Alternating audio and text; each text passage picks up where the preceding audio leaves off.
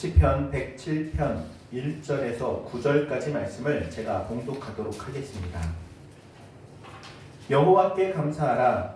그는 선하시며 그 인자하심이 영원하미로다. 여호와의 속량을 받은 자들은 이같이 말할지어다. 여호와께서 대적의 손에서 그들을 속량하사 동서남북 각 지방에서부터 모으셨도다. 그들이 광야 사막길에서 방황하며 거주할 성읍을 찾지 못하고 줄이고 목이 말라 그들의 영혼이 그들 안에서 피곤하였도다. 이에 그들이 근심 중에 여호와께 부르짖음에 그들의 고통에서 건지시고 또 바른 길로 인도하사 거주할 성읍에 이르게 하셨도다. 여호와의 인자하심과 인생에게 행하신 기적으로 말미암아 그를 찬송할지로다. 그가 사모하는 영혼에게 만족을 주시며 줄인 영혼에게 좋은 것으로 채워주심이로다. 아멘. 이것은 우리 주님의 말씀입니다. 여러분, 아무리 기적 같은 일을 경험해도 시간이 조금만 흘러가면 잊혀집니다. 뭐 그런 일이 있었나?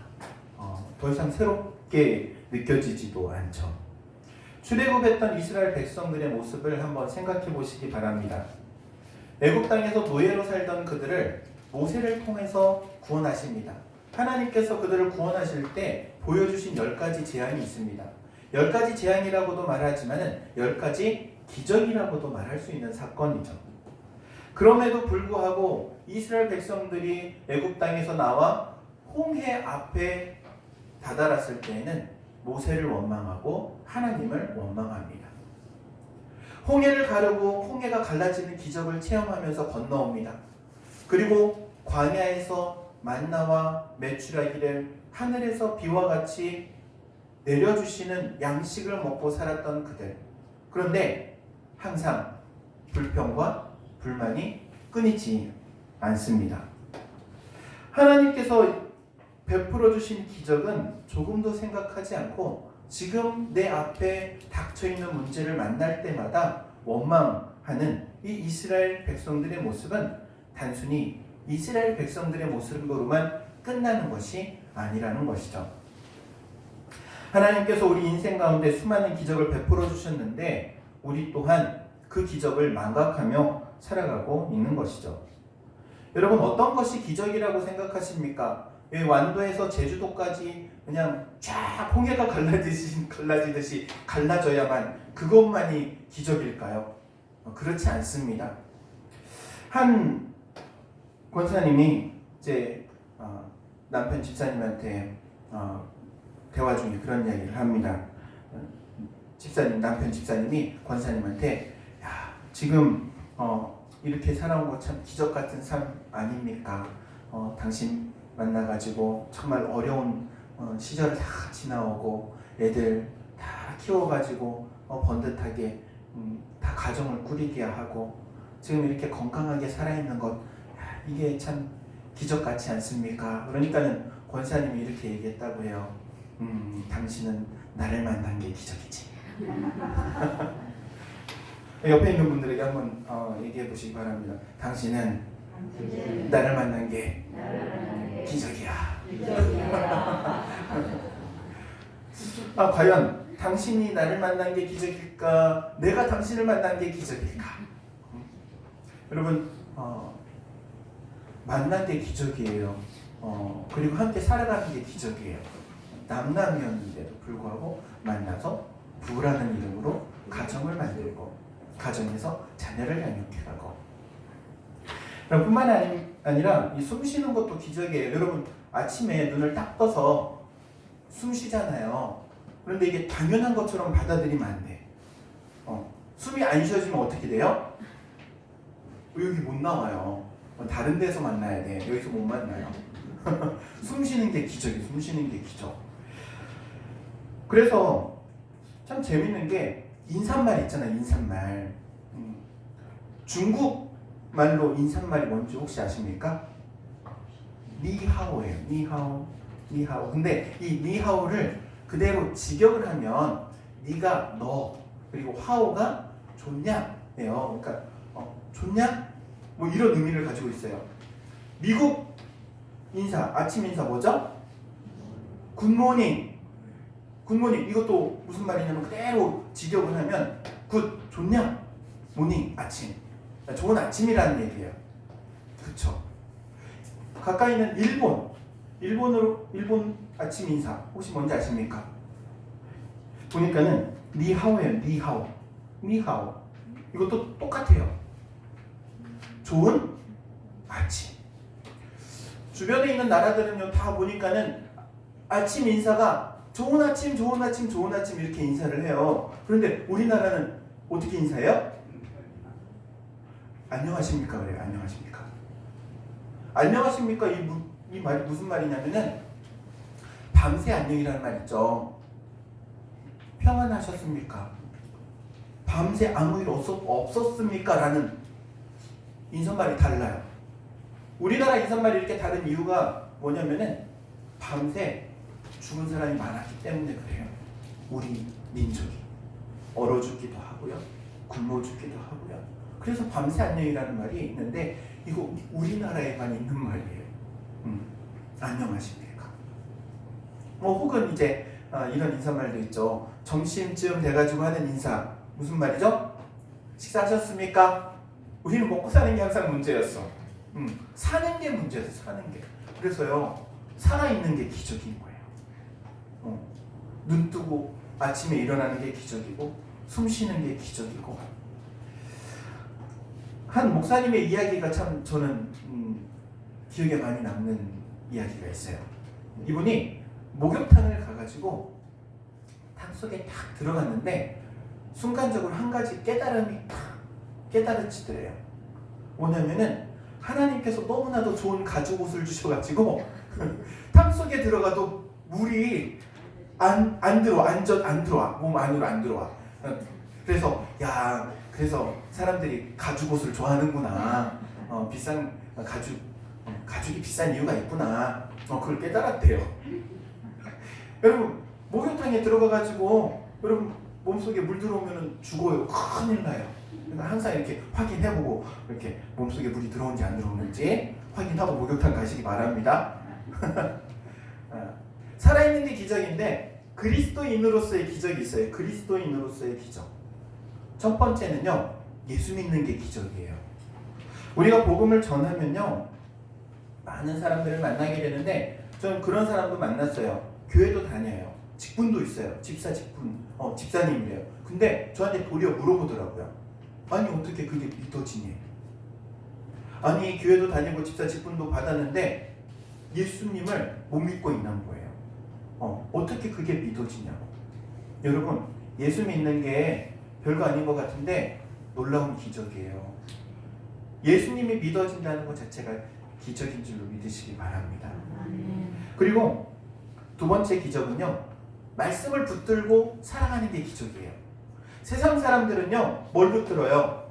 돈을 붙들려고 해요. 권력을 붙들려고 해요. 세상에 있는 줄을 붙들려고 해요. 그런데 우리는 무엇을 붙들어요? 하나님의 말씀. 여러분 하나님의 말씀을 붙드는 자에게 하나님의 은혜가 특별히 말씀의 응답이 이루어지는 줄로 믿습니다. 말씀 붙들고 살아가려고 하는 게 기적이라는 거예요. 그리고 세 번째 기적은요. 하나님께서 우리의 삶에 개입하시는 기적이에요. 세상 사람들에게는 개입하지 않는데 특별히 예수 믿는 우리들에게는요. 하나님께서 때를 따라 돕는 은혜를 주세요. 꼭 필요한 그때의 도움의 손길로 하나님이 도와주시죠. 그렇기 때문에 이것이 그리스도인 된 기적인 줄로 믿습니다. 뿐만 아니라 우리 당인교회, 우리 교회에 베풀어 주신 기적도 있어요. 정말 많은 기적들이 있는데 제가 한 5가지만 얘기해 볼까 해요. 첫 번째는요. 우리 교회 모이게 하시는 게 기적이에요. 옆에 이렇게 한번 둘러보세요.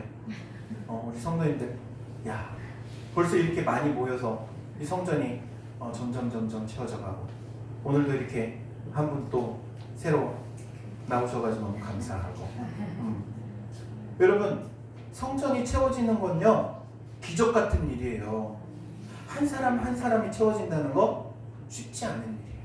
쉽지 않습니다. 근데 우리 하나님께서 놀랍게도 우리 단임교회 가운데 모이도록 기적을 베풀어 주신 줄로 믿습니다. 그리고 두 번째는요, 성전 보수하는 게 기적이에요. 우리가 우리 힘으로 하려고 하면 이렇게 보수하는 거 불가능하다고 봐요. 어려운 일이 아니고 힘든 일이 아니고 그냥 불가능한 일이라 봐요. 그런데 하나님께서 올해 필요한 부분들을 다 이렇게 고쳐주셨어요. 할렐루야? 아멘. 이 기적이에요, 기적. 그리고 세 번째 기적이 있습니다.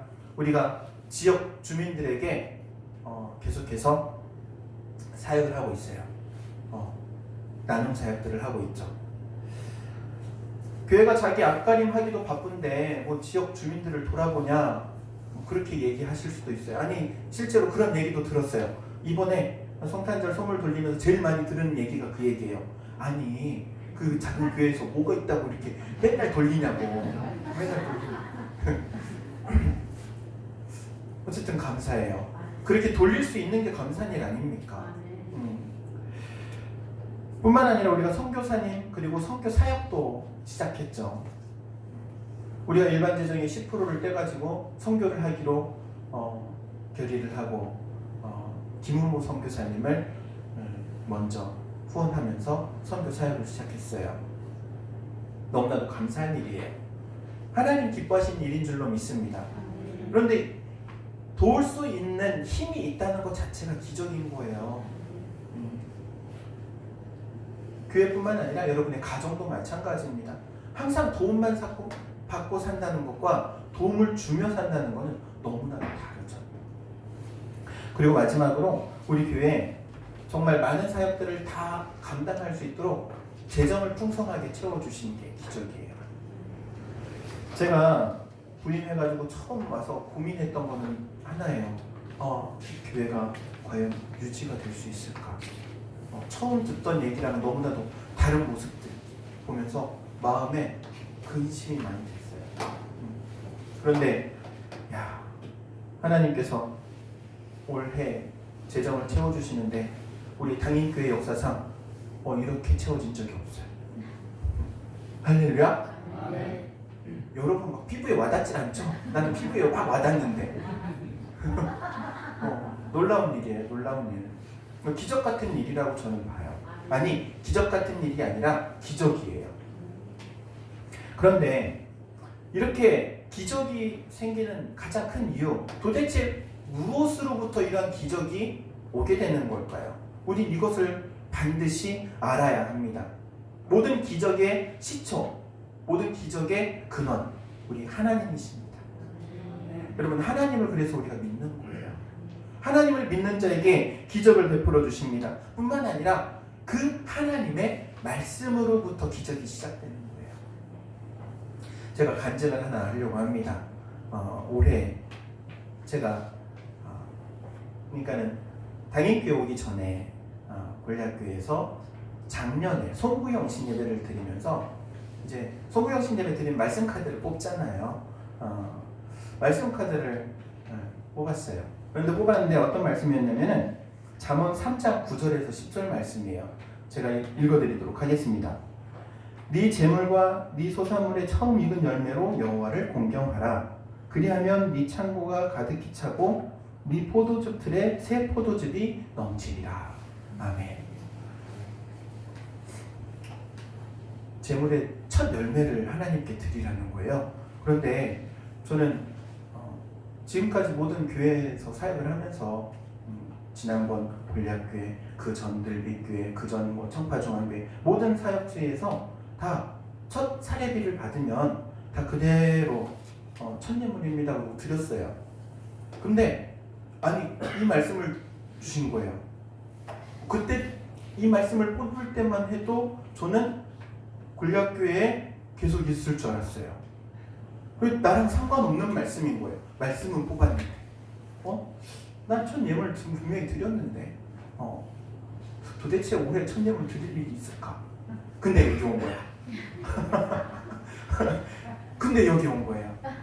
여기 와서 첫 달 사례비를 받고 저희 집사람이랑 고민을 했어요. 드려야 되느냐 말아야 되느냐. 근데 이 말씀이 첫 예물을 드려야 된대. 그래서 드렸어요. 놀라운 거는 하나님께서 이 말씀대로 이루어 주시는 거예요. 말씀을 뽑는 거 자체를 가지고 많은 사람들의 의견은 갈려요. 야, 꼭 그 부적 뽑는 거 같이 미신같이 그걸 해야 되느냐? 여러분, 근데 저 정확하게 이 이야기는 하고 싶어요. 부적같이 뽑은 사람에게는 부적이야. 내가 그런데 하나님의 말씀에 대한 소원을 품고 뽑은 말씀을 가지고 1년 동안 붙들고 말씀대로 살려고 하면 하나님의 말씀이에요. 우리 송구영신 예배 때 이제 말씀 카드 이제 뽑을 거예요. 근데 여러분 반드시 기도하세요. 내가 내년에 2022년도에 붙잡고 살아가야 할 하나님의 말씀이 어떤 말씀입니까? 그리고 그 말씀을 붙들고 살아가게 해주세요. 이제 이번 한 주 동안 기도하시면서 준비하세요. 그냥 와가지고 진짜 그냥 부적같이 뽑으면 부적밖에 안 돼. 그런데 내가 마음의 소원을 품고 하나님을 향한 믿음으로 말씀을 받으면 이 말씀이 살아 역사하시는 하나님의 말씀이 되는 거예요. 말씀은요, 세 가지 형태가 있다고 해요. 첫 번째는요, 로고스라고 하는 기록된 말씀이에요. 기록된 말씀은 바로 이 성경책을 의미합니다. 변치 않는 진리의 말씀. 그리고 두 번째로는요, 케리그마라고 해요. 설교예요. 목사님의 설교. 하나님의 말씀을 풀어주는. 그리고 세 번째는요, 레마라고 해요. 이 세 번째 레마가 중요하죠. 레마는 내가 들은 하나님의 말씀이에요. 제가 설교를 합니다. 그리고 여러분이 성경을 많이 봅니다. 그래도 그 가운데 여러분의 귀에 들린 하나님의 말씀이 있어야 해요. 이게 레마예요. 레마로 하나님의 말씀이 들려지면 그 말씀대로 이루어지는 거예요. 할렐루야. 아멘. 그렇기 때문에 우리가 말씀을 볼 때, 들을 때, 그리고 뭐 공부를 할 때든지 그 말씀이 나의 말씀이 되게 해달라고 기도하면서 말씀을 붙들어야 하는 거예요. 그렇게 말씀을 붙드는 이에게 하나님의 말씀에 응답이 있는 줄로 믿습니다. 그래서 올 한 해를 돌아보면 정말 기적 같은 일들, 그런데 그 기적 같은 일들이 결국에 내가 잘나서가 아니라 신실하신 하나님께서 기적을 베풀어 주셨어요. 기억하시고 또 올 한 해로 끝나는 것이 아니라 내년에도 내후년에도 계속해서 하나님이 이루어 주시는 기적을 기대하면서 살아갈 수 있기를 주의 이름으로 축원드립니다. 기도하도록 하겠습니다. 우리 인생 가운데 기적을 베풀어 주시는 하나님, 우리가 하나님의 말씀을 붙들고 또한 말씀을 통한 기적을 체험하며 살아가기를 원합니다. 우리가 세상을 붙드는 것이 아니라 오직 하나님의 말씀 붙들고 살아가길 원하오니 우리의 심령 가운데 굳은 믿음 허락하여 주옵소서. 예수님의 이름으로 기도하옵나이다. 아멘.